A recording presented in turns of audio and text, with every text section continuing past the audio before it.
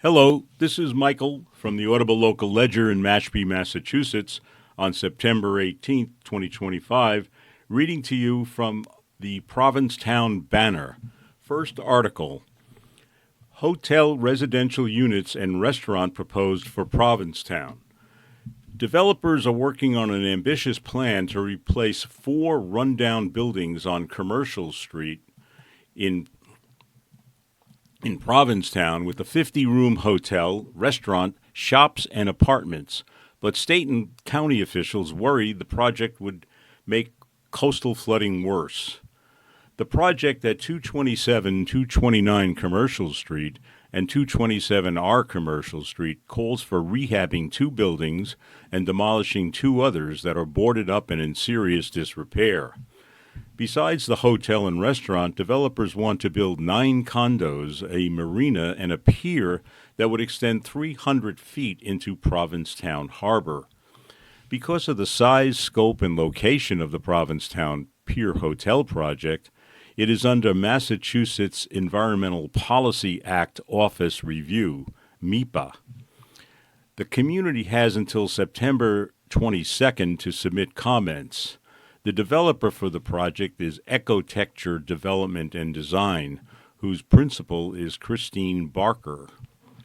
A principal at Epsilon Associates Incorporated, which submitted the proposal to the state, was not immediately available for comment Monday.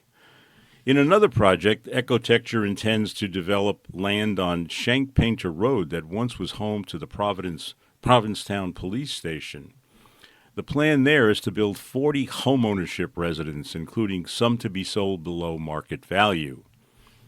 Developer Ecotecture Development and Design would be required to submit a development of a regional impact application for review by the Cape Cod Commission. Provincetown will need to approve a special permit applications. The two and a half story buildings totaling about 41,000 square feet would be built on pilings. The pier would extend into the harbor after the remains of the old wharf had been removed. The property is owned by 227-229 Commercial Street, LLC, a real estate management business according to the records on file with the Secretary of the Commonwealth. Purchased in 2022 for $4.6 million, is assessed at $4,654,900 according to the town assessor's website. Two buildings built in 1900 still stand, one at nearly 15,000 square feet and the other at 868 square feet. The Lady Slipper and the Provincetown Bookshop occupy space fronting Commercial Street. The property at 227 Commercial Street is owned by Bradford Rose, according to town assessor records. 11 state agencies and organizations, including the Department of Environmental Protection, Division of Marine Fisheries, Office of Coastal Zone Management, and the Conservation Law Foundation, have weighed in with their concerns about the impact the project will have on the town, its historic district, and the environment. In a July 11th letter, Secretary Rebecca Tepper with the Executive Office of Energy and Environmental Affairs reiterated that comments from state agencies continue to highlight the risks of redevelopment in a flood-prone area. An analysis of information specific to the property says that the buildings and infrastructure could be damaged by flooding and erosion over the life of the development.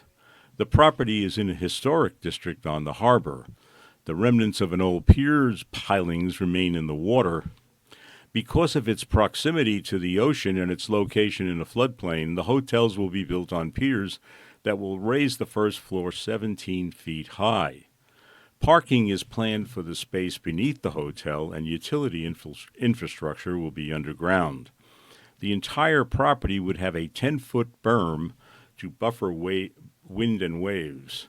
In a July 11th letter, Christy Senatori, Executive Director of the Cape Cod Commission, wrote that the property, quote, is vulnerable to coastal storms and a changing climate, end quote.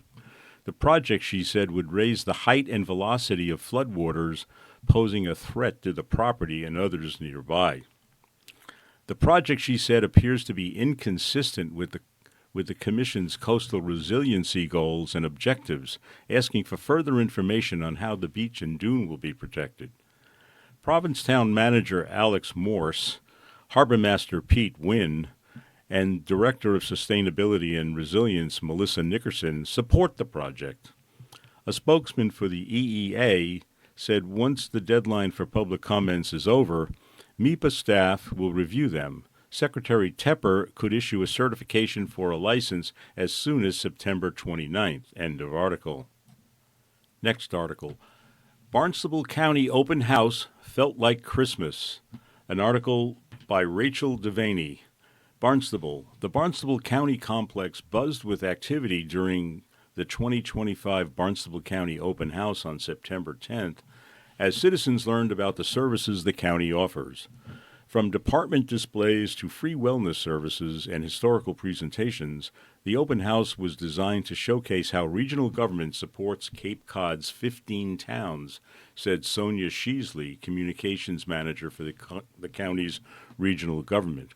Quote, "I was nervous. I didn't know what to expect," said Sheasley, "but the turnout was great."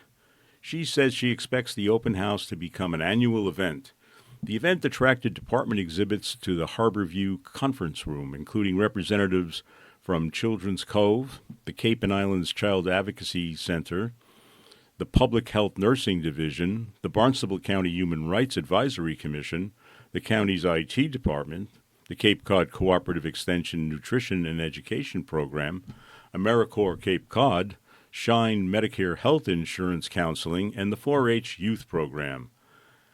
At the health fair, which was held in the Mary Pat Flynn Conference Room, attendees participated in a host of screenings, including blood pressure, pulse, glucose, cholesterol, bone density, skin analysis, and nutritional education.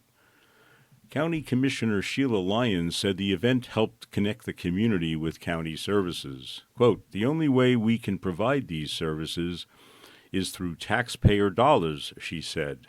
"They all contribute something off their real estate taxes, and we need to show them they're getting a big bang for their buck," end quote. Christine Moan attended the open house and said she loved hearing about ticks and climate change. Quote, "I also got my blood done, my cholesterol checked, and my skin examined," said Moan. Quote, "It felt like Christmas. I got all these goodies. It was awesome."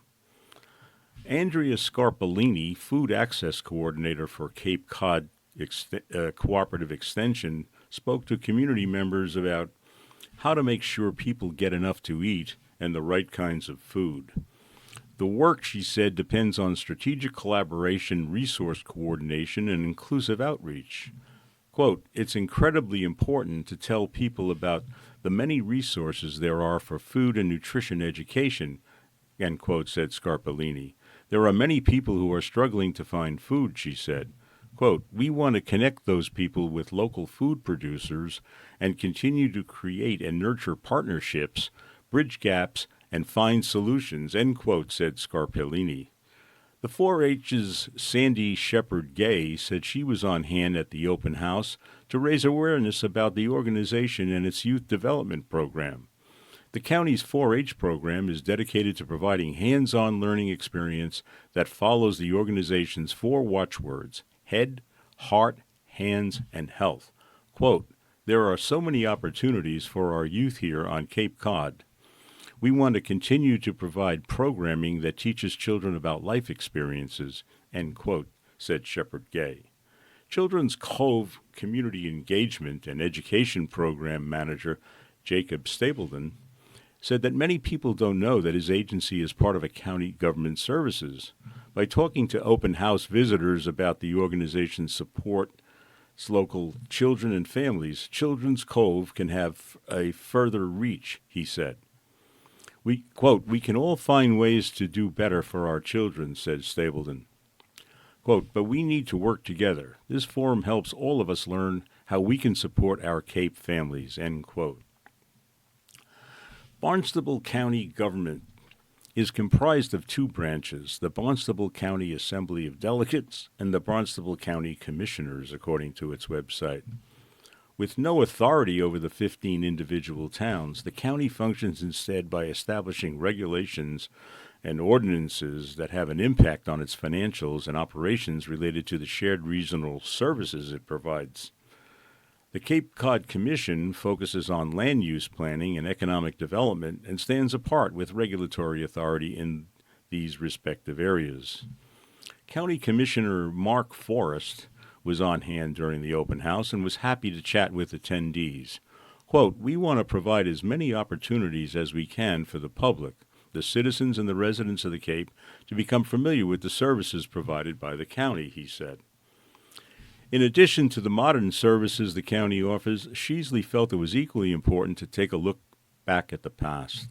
Phineas Fisk of Tales of Cape Cod, a historical organization, held a discussion surrounding the September 1774 protest, which was held at the old colonial courthouse against the intolerable acts. The Massachusetts Bay Colony, said Fisk, had been largely self-governing since its creation. But in 1773, the Parliament of England threw out the ancient charter that had secured the colony's democratic way of life. About 1,500 people gathered, according to the documents produced by Tales of Cape Cod, to demand that judges and other county officials forswear their allegiance to the royal government. Within 48 hours, nearly all had consented, said Fisk. Quote, "After that, the Cape was left freely to govern itself," he said. "The history surrounding the protest is important," said Fisk, "because it's an example of nonviolent action that prioritized democracy." Quote, "Protest is important because it shows that if Americans are unhappy with political leaders, citizens can take steps to depose them," end quote, he said. Quote, "That history and commitment to democratic ways is extremely important right now in terms of political leadership," end quote. Mercy Otis Warren makes an appearance at the open house. Author and historian Nancy Rubin Stewart also gave a presentation on the legacy of West Barnstable's Mercy Otis Warren, a Revolutionary-era political writer. Throughout the open house, visitors also stopped to chat with Mary LeClaire, a former county commissioner who dressed up as Otis Warren. LeClaire teamed up with the historian and teacher Susan Whaley to give visitors insight into Otis Warren's character. The duo handed out Otis Warren's coloring books and told stories that spanned her activities as an American Revolutionary-era poet, political playwright, and satirist. Visitor Colleen Cacchiotti said she was pleased by the amount of information about the early American writer. Quote, "The historical perspectives of the county and community is really important," end quote, said Cacchiotti. Mercy Otis Warren was a real trailblazer, end quote, end of article. Next article, transfer fee on Lux Homes pitched as missing link in housing approach. An article by Ella Adams. The battle for a local option real estate transfer fee has risen from the dead as communities across Massachusetts are once again returning to Beacon Hill and urging the legislature to give them one more tool to help attack the intensifying affordable housing crisis. Lawmakers, school superintendents, law enforcement officials, and real estate professionals and healthcare workers from Martha's Vineyard to Somerville to Concord renewed their support Tuesday for a policy the legislature swept aside last session that would let localities place a fee on high-cost real estate transfers. Governor Maura Healey proposed the policy in a housing bill she filed last session. Though the House and Senate did not include it in their sweeping version of the legislation that became law, the policy was blasted by the Massachusetts Board of Realtors and the Greater Boston Real Estate Board, which have said it would negatively impact the real estate market and would be an inefficient tool to raise revenue for housing. Others in the industry, like 30-year Martha's Vineyard real estate professional Candace LaRosa, told lawmakers that the position of those entities, quote, "does not represent the position of the realtors, brokers, and agents I work with on our island," end quote. Quote, "While they worry about what will happen if there's a transfer fee, many of us are frightened about what our communities will do without it," end quote, LaRosa said, recalling that she testified in favor of the concept in 2004. Quote, "We can't wait another 20 years and continue these trips to the Capitol to testify and plead with you. Please give us this tool," end quote.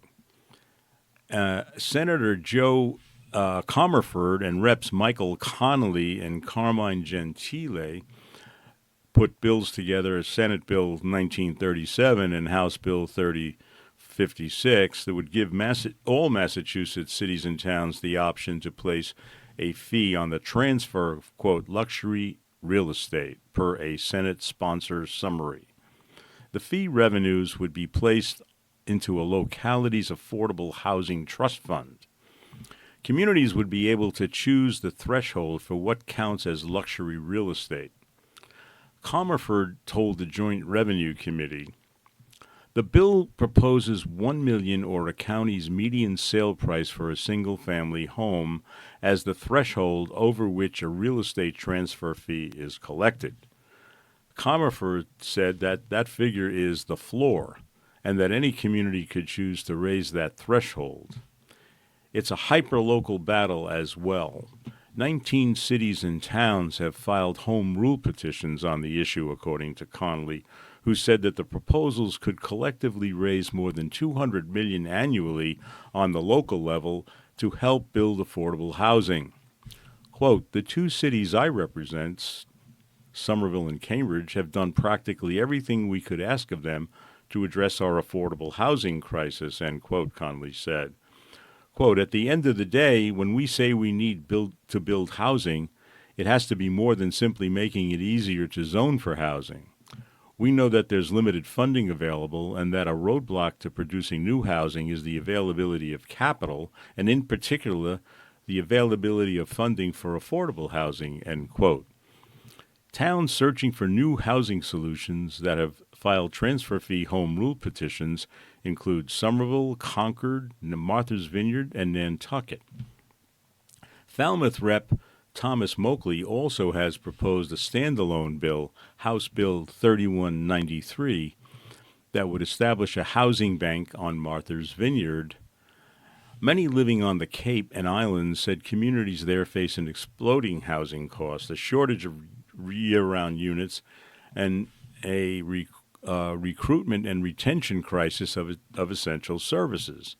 A 2024 housing law expanded the designation of, quote, seasonal, quote, communities, which presented opportunities for cities and towns like those on the Cape with a large number of second home properties that contribute to housing challenges. But Senator Julian Cyr, Democrat of Provincetown, said that while those towns have, quote, swiftly adopted the designation, quote, without a significant revenue source, we don't believe we can fully realize the seasonal communities designation, end quote. Taking advantage of the designation and addressing housing preservation and building needs is only achievable with a larger dedicated revenue stream. Martha's Vineyard Commission Island Housing Planner Laura Silber said. State estimates show that a need to add another 740 units to the island's year-round inventory, she said, quote, just to meet our existing need across the 6 towns, as well as to protect over 2,700 naturally occurring year-round units that are at risk of being lost to the luxury market. Somerville Mayor Catania Ballantyne said that cities and towns are facing the loss of the American Rescue Plan Act and other federal funds, along with shrinking revenue for affordable housing by way of new development linkage fees. Quote, we know that Massachusetts has lost hundreds of millions of dollars in federal revenue, Comerford said. Quote, by denying municipalities the option to generate any revenue transfer of luxury real estate, we're leaving hundreds of millions of dollars of affordable housing on the table that these communities need.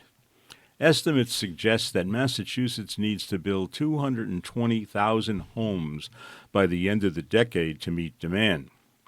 While more than 90,000 have been completed or entered development since Healey took office, an analysis by the U.S. Data Labs ranked Massachusetts as the 6th lowest among states in per capita building permits in 2024. The climate for transfer fee bills this session could be influenced by a possible 2026 ballot proposal authorizing cities and towns to limit permissible rent increase as a way to counteract the affordability crisis. End of article. Next article. Lobster's journey breaks record. An article by Heather McCarran. A female lobster tagged in Canadian waters off Grand Manan Island recently made a remarkable journey, by lobster standards in any case, covering more than 250 miles over 8 months before entering a trap off Cape Cod. Heather Koopman, a senior scientist at the Grand Manan Whale and Seabird Research Station and dean of the College of Science and Mathematics at Kennesaw State University, tagged the roughly 4.1-inch egg-carrying female on December 2nd, 2024, southeast of Grand Manan, situated between the Canadian provinces of New Brunswick and Nova Scotia. The tagging was part of a long-term research project studying lobster movement and reproduction in the Bay of Fundy.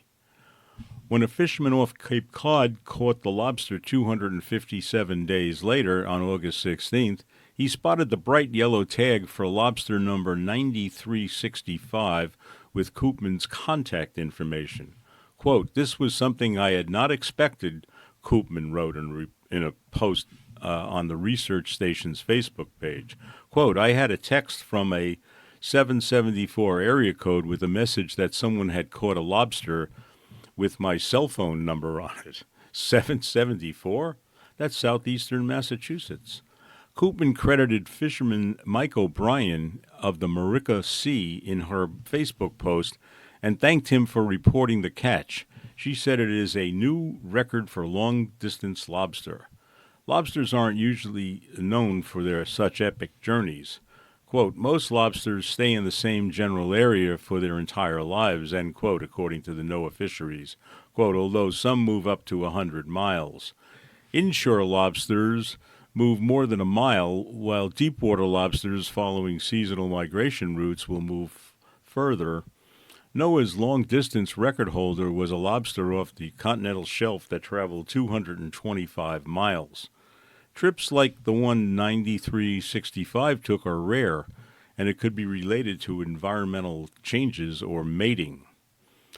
Since 2019, Koopman has led a collaborative lobster tagging program around Grand Manan, working closely with local fishermen. We have put out almost 6,000 of them, she said. We have about 1,555 tag returns from 1,133 individual lobsters, which is a pretty good return rate. We rely on the fishery to help us with where they are recaptured. The numbers indicate that some of the lobsters have been recaptured and released more than once. Tagging takes place during the fishing season in the Lobster Fishing Area 38, November through June. Koopman said she usually tags lobsters in November, focusing on buried females, that is, females carrying eggs with a V-notch in the tail. Quote, "None of these can be retained and taken to market, so must be thrown back," she explained, "so they are great candidates for tagging. V-notching is a small V-shaped cut that the fishermen make on the tail of buried females as a way to mark them as protected. This helps ensure that they keep reproducing." Koopman's team uses two kinds of tags, bright yellow zip ties with a unique ID number and her phone number, and a small thermal loggers that record water temperature every 15 minutes. Fishermen who catch the tag lobsters can text Koopman the ID and the location. If a thermal logger is recovered, she asks for it to be removed and mailed back or handed off locally so she can download the data. "I completely rely on the fishermen for all of this," Koopman said. "I go out with some of them on LFA 38 to tag lobsters, and some of them even put tags on for me." A new distance record. Lobster number 9365 journey now stands as the longest recorded in Koopman's study. 221 nautical miles or 253 statute miles as the crow flies. Koopman noted on her Facebook post, but the actual distance could be much longer since, as we all know, lobsters probably don't travel in a straight line, she pointed out.